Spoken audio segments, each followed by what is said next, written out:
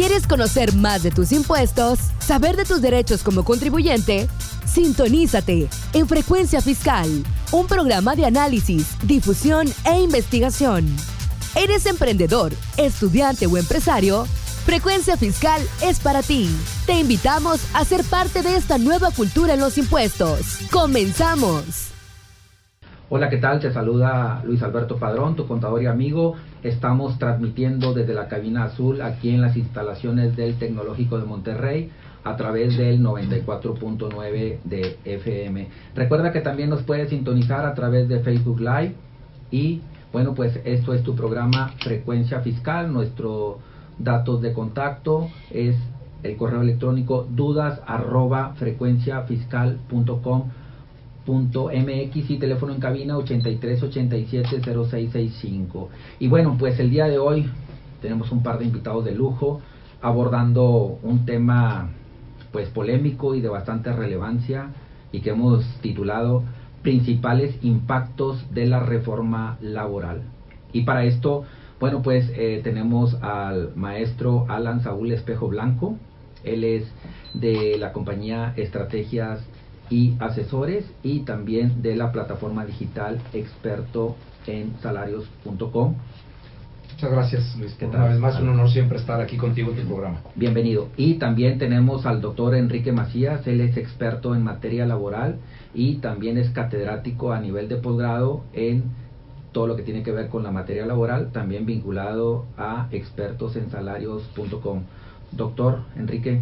¿Qué tal? Muy buenas tardes, muchas gracias por la invitación. A ver, ahora sí, entrando en materia, esto que impacta a las relaciones laborales. Entonces, este es un tema demasiado importante para aquella persona que está en la modalidad trabajador, que está próximo a incorporarse laboralmente, y también para aquellos patrones que ya lo son, o que también están emprendiendo y que están próximos a tener una relación o un vínculo laboral. Bueno, pues estamos creando una especie de shot o una especie de combinación de una serie de reformas, ¿no?, que se dan en el ámbito internacional y en el ámbito local. ¿Cómo pudiéramos desmenuzar esto, doctor Enrique Macías? Bueno, definitivamente la reforma viene por presiones del extranjero, que viene de varios años. Recordemos que primero fue la reforma constitucional en el año 2017 para cambiar de las juntas a tribunales con algunos otros cambios. Luego viene la ratificación del convenio 98 y posteriormente viene la reforma laboral de la cual estamos hablando, que cabe aclarar, ni tenemos el TEMEC ni tenemos en vigencia el convenio 98. Es decir, a pesar de que ninguno de los dos ha entrado en vigor, ya tenemos una reforma laboral que ya entró parcialmente en vigor. O sea, para poderlo graficar, porque bueno, pues estamos en radio, estamos hablando de 3 acuerdos, le podemos decir, ¿no? El acuerdo comercial Asia-Pacífico, el convenio 98, que es esta pues ratificación, y el capítulo laboral del Tratado de Libre Comercio México, Canadá, Estados Unidos, ¿no? Entonces, en esos apartados, ¿qué es lo que recogen esos acuerdos a nivel internacional? Básicamente, ahí hablamos de la parte de la libertad sindical. En materia colectiva, durante muchos años hemos tenido pues un sindicalismo que ha planteado dudas hacia el extranjero por la forma en que está redactada la ley y por la forma en que hemos tenido que actuar las empresas para defendernos de esa ley que de alguna forma nos agrede. Perfecto. En materia de la reforma laboral ya aterrizado aquí en territorio mexicano, en la Ley Federal del Trabajo, ¿cuáles son los grandes cambios trascendentales que pues el empresario debiese de estar considerando? Creo que básicamente viene una nueva vida laboral, viene un nuevo modelo laboral, porque estamos acostumbrados a que el patrón era como dueño del capital, dueño y señor de todo. Hoy, esta libertad de la cual estamos hablando, esta libertad sindical, va a generar nuevos movimientos sindicales, nuevas agrupaciones de trabajadores, nuevas formas de trabajo en la cual tendremos que ser más cuidadosos y darle la participación adecuada tanto a los trabajadores como a sus representantes. Contador Alan Espejo, en materia de esta vigencia de leyes, si lo vemos a través de una línea del tiempo, ¿qué está vigente? ¿Qué está aplicando? Porque luego pues se dan ese tipo de confusiones, ¿no? Es que ya está publicado, no hay transitorio que permita un diferimiento en cuanto a su vigencia. ¿Cómo podemos darle lectura a esto? Claro. Mira, como bien lo comentó ahorita el doctor, es importante estos tres bloques, ¿no? Traemos primero un tema internacional, traemos el tema, la parte colectiva, y traemos aspectos en las relaciones individuales. Si bien es cierto, en el transitorio toda la reforma marca por ahí que pues es a partir del 1 de mayo que tenemos una, vamos a llamarlo, no digo una nueva ley federal del trabajo, pero sí tenemos una gran reforma a la ley federal del trabajo, ¿sí? Y en los transitorios te establece ciertos días para cuándo van a entrar en vigor estos centros federales, ¿no? de conciliación, que por ahí te habla de 180 días. Te habla también y te establece en los transitorios cuándo van a entrar en vigor ya esta transición que va a pasar de las juntas de conciliación, tanto federales como locales, para pasarlas a federales. Algunas te habla de 2 años y otras te habla hasta de 4 años. Entonces, vaya, hay tiempos todavía que tendremos que estar esperando, y esto ha causado una confusión. Por eso es muy importante el que tanto la pequeña como la mediana empresa y la grande empresa, pues sí, revisemos bien esos transitorios para darle una certidumbre jurídica a la empresa sobre si ya a partir de mañana entra la junta, o ya desapareció, o qué se va a dar. Es importante que todo esto va a llevar todavía un plazo. Bien lo comentó ahorita el doctor, todavía todo el tema internacional, incluso lo estamos viendo con lo que estamos viendo ahorita, todavía no tenemos ratificado el TEMEC ni aquí ni en Estados Unidos. Sin embargo, ya tenemos una reforma laboral que nos lleva a cumplir con ciertos procedimientos en cuanto a lo que quedó redactado.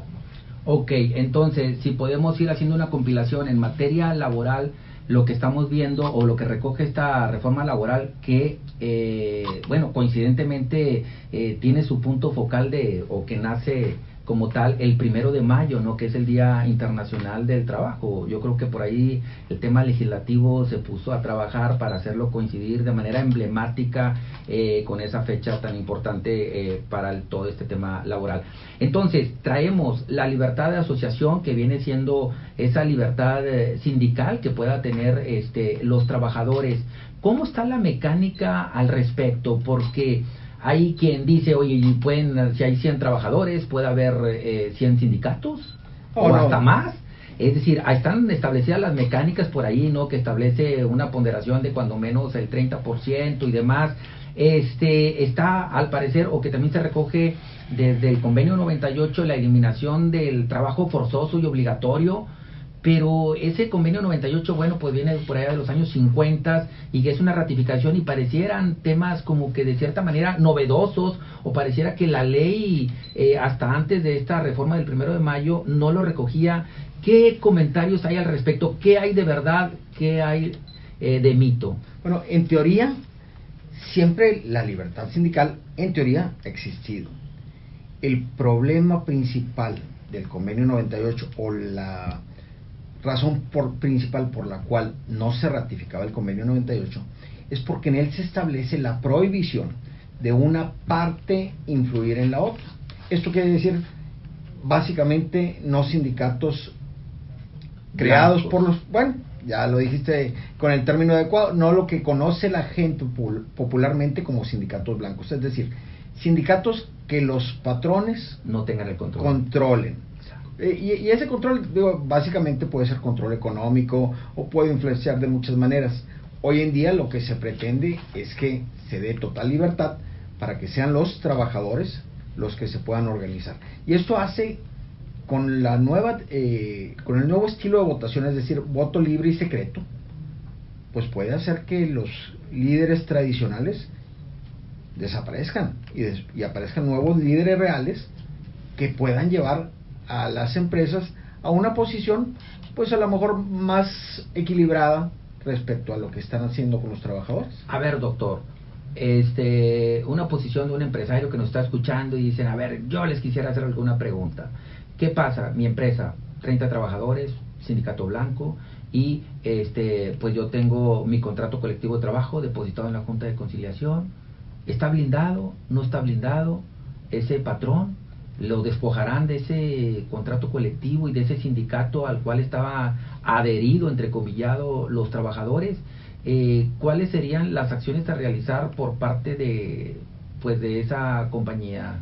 Yo creo que más que el patrón, es el líder sindical el que tiene que tener vida. No va a haber cientos de contratos con cientos de trabajadores. Por ahí se planteaban lo de los contratos con sindicatos gremiales, eso ya existía también. Se habla ahora de una representatividad que tendrá que demostrar antes de demandar ya sea la firma del contrato colectivo o bien la titularidad. Esa representatividad será del 30% de los trabajadores involucrados. Entonces, los patrones básicamente ahorita lo único que tienen que hacer es verificar pues la operatividad de sus contratos. Si no tienen operatividad, pueden pasar dos cosas. Una es que se queden sin contrato y la otra es que se vuelvan muy vulnerables para que cualquiera pueda tomar ese contrato. Contador Alan Espejo, en materia de conciliación y arbitraje, pareciera que también, bueno, pues dije, oye, esas palabras como que me lo tengo que llevar a la Junta de Conciliación, pareciera como que ya están en desuso, porque bueno, pues la ley ya se reformó. ¿Qué nos puedes decir al respecto en cuanto a esa normatividad, en cuanto a su aplicación? Porque pareciera que se dan una serie de confusiones. Claro, ¿no? Y digo, como lo comentamos, ¿no? En los artículos transitorios se establece, hoy la Junta de Conciliación sigue funcionando hasta que no pasen los tiempos establecidos en el transitorio. Hablábamos en algunos casos de 2 y hasta 4 años para que nazca realmente y se lleven a cabo ya lo que viene siendo los tribunales laborales, ¿no? Ahora, antes de esto es bien importante, ¿no? La gran incertidumbre que ha causado esto, pues al final todo este nuevo aparato que se crea, pues esto tiene también todo un tema presupuestal, ¿no? Y entendamos que al menos en este año, por lo que sabemos en la ley de egresos, pues no estaba contemplado ni asignado nada. Hay un trabajo importante incluso para los legisladores, es decir, ¿habrá presupuesto para esto? Porque sí, ahorita ya tenemos en una ley que ya va a haber nuevos tribunales, ahora vamos a tener nuevos centros de conciliación, pero como decimos, todo esto necesita una partida presupuestal que al día de hoy todavía no la tenemos ni está asignada. Vamos a ver cómo esto va a funcionar, y por lo pronto hoy las juntas de conciliación siguen operando, ¿sí? Incluso hemos platicado con algunos miembros de la Junta de Conciliación y hay una confusión todavía, no tanto en su operatividad, esa queda clara en los transitorios, ¿no? Hasta cuándo funcionarían y hasta cuándo no. Lo que sí está es en cuanto a los criterios. Hubo algunos cambios que yo creo que el doctor, este cambio de la prueba, ¿no? Que había a la hora del despido justificado o injustificado, creo que trae un tema muy importante, doctor, que incluso está causando una confusión para muchos patrones que piensan que no hubo nada en lo individual, y sí hubo 2-3 aspectos individuales importantes, ¿verdad? Claro, creo que eso es, desde mi punto de vista, la parte más riesgosa. Estamos pendientes de qué va a pasar en el siguiente periodo de sesiones, porque se le añadió al artículo 784 de la ley, es decir, el artículo que obliga la carga de la prueba al patrón, ¿sí? Se le agregaron unos párrafos que establecen la no reversión de la carga de la prueba. Es decir, antes un trabajador iba y decía, me despidieron, el patrón decía, no es cierto, nadie te despidió, ahí está tu trabajo, y el trabajador tenía que probar. Hoy la ley dice que no se revierte la carga de la prueba cuando la negativa es lisa y llana, y cuando que no es lisa y llana, el patrón tendrá que probar su dicho. Es decir, si el patrón dice, no es cierto, yo no lo despedí, él se fue a laborar a otro lugar, el patrón tendrá que probarlo. Pero cuando decimos no lo despedí, ¿cómo probamos un hecho negativo? ¿Cómo probamos que no lo despedimos, que se dejó de presentar? Si dices, me corrieron el día 5, y yo quiero decir, oye, pues es que el día 6 no se presentó, no desvirtúa que lo haya corrido el día 5, y eso nos tiene en un predicamento. Por eso hoy viene una nueva cultura laboral, hoy viene una forma más humana probablemente de tratar a los trabajadores, en la cual tendremos que tener mucho cuidado. Claro, los trabajadores, también tenemos muy buenos trabajadores que estamos seguros que no va a hacer un abuso de esa forma legislativa que se le dio hoy a la Ley Federal del Trabajo? Bueno, pues estamos hablando del tema principales impactos de la reforma laboral. Estamos en su programa Frecuencia Fiscal, teniendo como invitados al contador Alan Saúl Espejo Blanco y al doctor Enrique Macías.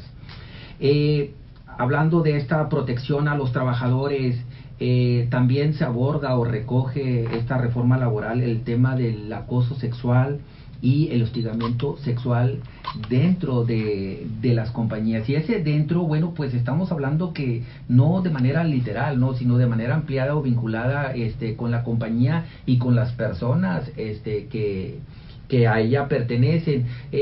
Alan, ¿qué nos pudieran decir al respecto de esta reforma? ¿Antes de esto era permitido o no permitido? Sí, porque claro, de repente recogemos ese tipo de preguntas y dicen, entonces si hasta ahorita se está regulando, normando, quiere decir que hasta antes de esto todo era posible. Claro. No, mira, definitivamente es un tema que incluso dentro tanto del Convenio 98 como el TEMEC, una de las vamos a llamarlo peticiones, por no decir condiciones, que hay en estos tratados internacionales es precisamente la libertad y el respeto al trabajador, tanto en su persona, llámese de género, llámese de preferencia sexual, de creencias, y entra también el tema en cuanto al hostigamiento y al acoso sexual.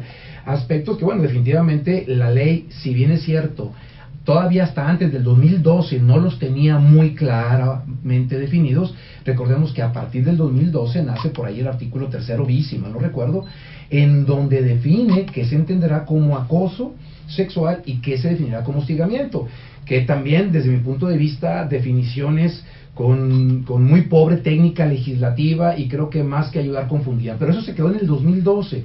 Ya pasaron pues ya prácticamente más de 5 años de esto, no 6 años, ya llevamos de esa reforma, y en esto viene hoy a entrar en la ley al quedar prohibido por parte de los, como una obligación por parte de los patrones el establecer ciertos mecanismos para evitar que exista. Este es bien importante, incluso se agrega en esta fracción, que es la fracción 31, que es una obligación del patrón que tiene que implementar, ¿sí?, en conjunto, y eso lo establece en acuerdo con los trabajadores, un protocolo para prevenir los actos de acoso. Es decir, anteriormente se pensaba, decía el patrón, bueno, el día que ocurra una situación de acoso sexual o de hostigamiento, bueno, va a haber las sanciones que están establecidas en la ley para el trabajador y para mí como patrón. Pero hoy ya no solamente es qué pasa cuando pasa, no, hoy queda establecido en la ley que se tendrá que establecer medidas para prevenir que esto ocurra. Entonces, bueno, como bien lo dijo el doctor, todo esto está trayendo una nueva cultura laboral. Recordemos que también en México está la forma en la que muchas veces los tratos, la forma en la que nos llevamos en las empresas, la forma en la que nos hablamos, la forma en la que de repente llegamos y abrazamos al amigo, a lo mejor todos esos aspectos pues tendrán que ir cambiando, corrigiéndose, estableciéndose, porque bueno, tal vez una persona llega y yo abrazo a una persona, oye, ¿cómo estás? Te tomo del hombro, y a lo mejor ya sea la dama o el caballero se pueden sentir acosados, ¿no? Entonces vaya, ¿qué hay? ¿Qué se establece? Entonces bueno, sí es un tema importante y sobre todo para la pequeña y mediana empresa, Luis, que estás de acuerdo que pues muchas veces ahí pues no tienen todo un departamento de recursos humanos, no tienes un departamento jurídico, no tienes toda una infraestructura, y que muchas veces el administrador, el contador, es el todólogo y el que se encarga de llevar todo esto. Entonces vaya, sí es importante saber que hoy, para mí, este es uno de los aspectos, junto con lo que estableció el doctor, que hay que ponerle atención y que nos llevará a una cultura, porque ahora la Secretaría del Trabajo podrá tal vez sancionarnos si nos preguntan si tenemos cuáles son las medidas para prevenir, no qué hago cuando ocurre, sino que estoy haciendo para que no pase algo que ha sido un tema del acoso sexual y hostigamiento pues bastante a veces mal entendido por el sector patronal, ¿no? Y si me permiten, a veces no nos damos cuenta que lo que están haciendo a lo mejor nuestros directores, gerentes, jefes, puede traer una responsabilidad para la empresa. Es decir, si una persona se siente o puede demostrar estar en esas circunstancias, podría presentar la rescisión de su contrato a pesar de que el patrón no haya hecho nada, sino otra persona, y el patrón tendrá que pagar.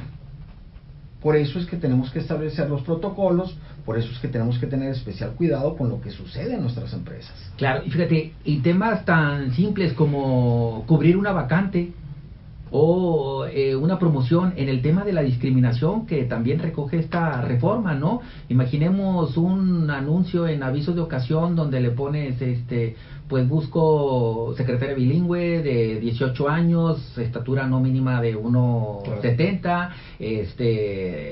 un X color de tez, religión tal, casi hasta afiliación política. Allí propiamente estamos ante un claro caso de discriminación. Y mira, Luis, ¿Y qué nos pueden comentar al respecto? ¿Cuáles serían las cosas que tenemos que sensibilizar? Porque este tipo de programas se trata de eso, claro, de lograr una difusión, pero también una sensibilización para lo que decías tú, evitar caer en esas situaciones que en este caso es la discriminación. Lo acabas de comentar, lo que pasa que el tema de discriminación, insisto, pareciera ser que lo conocemos, lo vemos y nos hemos acostumbrado a vivir con él, y ya no sabemos para ti cuándo sí estoy discriminando y cuándo no. Efectivamente, necesitamos establecer políticas. ¿Por qué? Porque todavía al día de hoy nos encontramos, ¿no?, empresas a veces transnacionales, y de gran nivel. De repente vemos mantas en donde, como bien dices, todavía te ponen ahí ciertos requisitos que a la hora de que tú lees, pues no cumplen con lo establecido. O sea, que no tienen que ver con las competencias laborales. No, que no tienen que ver con las competencias laborales, que la misma ley te establece. O sea, no se va a considerar discriminatorio aquello que tenga que ver con las competencias técnicas, capacidades y demás. Pero digo, también habrá algunas excepciones. Vamos a suponer que yo tengo una fábrica de vestidos para señoras embarazadas y alguien me diga, una muchacha muy flaquita, diga que la discriminé por no estar embarazada o por no parecer embarazada, pues creo que la autoridad tendrá que tener criterios para poder... O que la empresa está muy enfocada, socialmente responsable, y a lo mejor contrata a pura gente que tiene alguna discapacidad física, y dices, oye, es que me está discriminando a mí que estoy sano, y oye, tu plantilla laboral es totalmente, porque hay empresas que traen este enfoque. Otra vez, lo decías, Luis. O empresas que están enfocadas, por ejemplo, a darle trabajo a gente que está ahorita en algún presidio y demás, y dices, oye, bueno, me está discriminando a mí que tengo libertad de mi persona.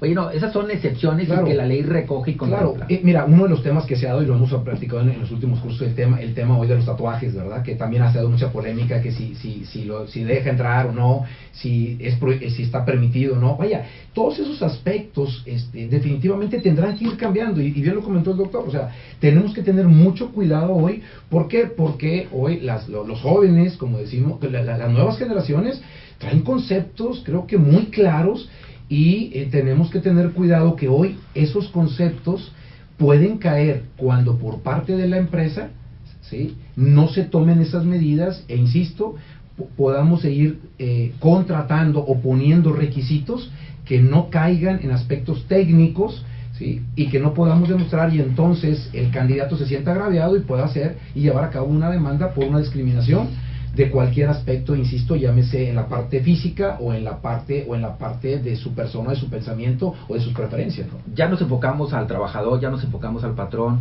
pero a lo mejor hay algunas personas, radioescuchas, que son estudiantes.